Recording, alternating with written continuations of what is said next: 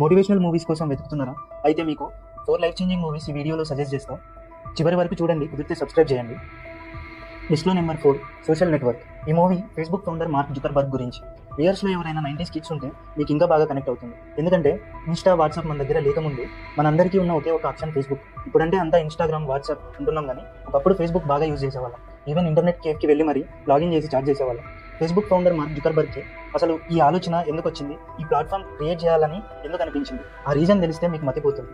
Digital ఎంపైర్ని ఒక hostel రూమ్లో కూర్చొని ఎలా ఎస్టాబ్లిష్ చేసిందో అనేది ఈ మూవీలో బాగా చూపించింది. దీని IMDb రేటింగ్ వచ్చేసి 7.8. లిస్ట్లో number 3, just mercy. Just imagine, మీరు చేయని తప్పుకి మీకు శిక్ష పడితే మీరు ఏం చేస్తారు? నాకు తెలిసి ఖచ్చితంగా ఒక లాయర్ని అయితే కన్సల్ట్ అవుతారు. ఈ మూవీలో కూడా same Just Mercy Bryan Stevenson అనే ఒక లాయర్ని అప్రోచ్ అవుతారు. అయితే అప్పటికే జస్ట్ మెర్సీకి డెత్ సెంటెన్స్ నోటీస్ ఇస్తారు. బ్రియాన్ స్టీవెన్సన్ జస్ట్ మెర్సీని డెత్ సెంటెన్స్ నుంచి సేవ్ చేయాలని చాలా ట్రై చేస్తూ ఉంటారు. ఈ మూవీ కంప్లీట్గా ఇంజస్టిస్ వర్సెస్ జస్టిస్ చుట్టూ తిరుగుతుంది.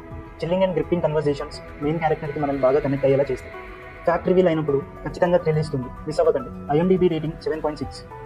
వాచ్ లిస్ట్లో యాడ్ చేసుకోండి. లిస్ట్లో నెంబర్ 2, థియరీ ఆఫ్ ఎవ్రీథింగ్.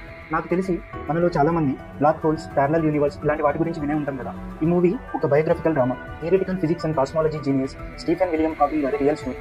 లైఫ్లో అనుకున్నది సాధించాలని బర్నింగ్ డిజైర్తో ముందుకు వెళ్తున్న టైంలో అతనికి ALS అనే ఒక న్యూరాన్ డిసీజ్ వస్తుంది. రోజులు గడిచే కొద్దీ అతని నర్వస్ సిస్టమ్ చాలా ఎఫెక్ట్ అవుతుంది. కానీ ఇవన్నీ కేర్ చేయకుండా ఎలా స్టడీ కంప్లీట్ చేసి ఎలా parallel universe theory, black holes ఇలాంటివి ప్రపంచానికి పరిచయం చేసిందో అనేది ఈ మూవీలో మీకు క్లియర్గా చూపించినారు. ఈ మూవీ IMDb రేటింగ్ వచ్చేసి 7.7. లిస్ట్లో నెంబర్ 1, ఇంటూ ది వైల్డ్. మనలో ఎంతో మందికి జీవితంలో ఇప్పటి వరకు ఎక్స్పీరియన్స్ చేసిన బ్యాడ్ సిచ్యువేషన్స్ వల్ల అన్నిటినీ అందరినీ వదిలేసి ఎక్కడికైనా దూరంగా వెళ్ళి కొన్ని రోజులు ఒంటరిగా ప్రపంచానికి దూరంగా వెళ్ళిపోవాలని అనిపించే ఉంటుంది కదా. ఈ మూవీ మొత్తం ఎగ్జాక్ట్గా అలానే ఉంటుంది.